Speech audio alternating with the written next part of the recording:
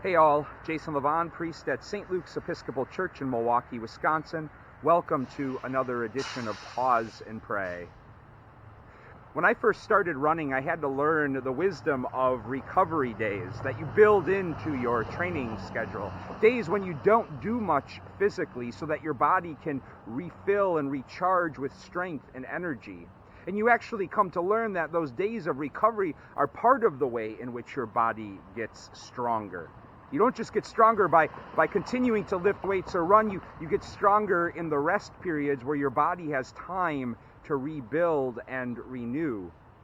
Anybody who's trained for a marathon knows about the taper, where the last few weeks before the marathon, you significantly reduce your running load so that your body has time to rebuild and renew and find that strength for race day.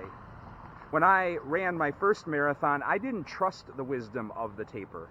I was much younger and I thought much stronger, and I could run more. That would help me be stronger. Why would I spend all this time resting and rebuilding before the big race day?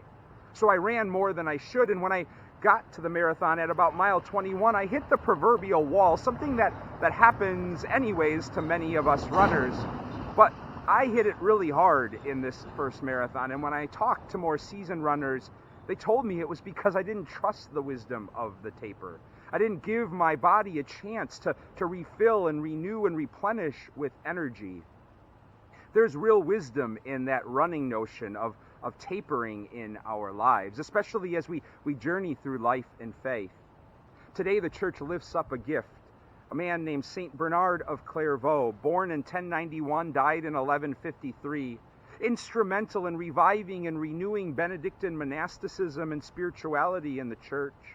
And like many spiritual giants, there's a lot of wisdom attributed to him. One of the nuggets of that wisdom attributed to him is a quote where he said, "Before you can be a channel, you must be a reservoir."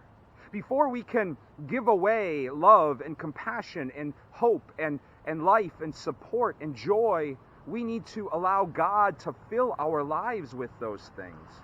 And there's nothing selfish about that, of taking time to rest and recover and taper, if you will, to allow God to fill the reservoirs of our lives with those gifts, because the whole purpose of filling our lives with those gifts is so that we can turn around and give them away to others by being channels. So today we celebrate that wisdom and are invited to pause and pray, reflecting on the ways in which we experience God filling the reservoirs of our lives with those gifts of love and compassion and joy and peace and meaning and depth.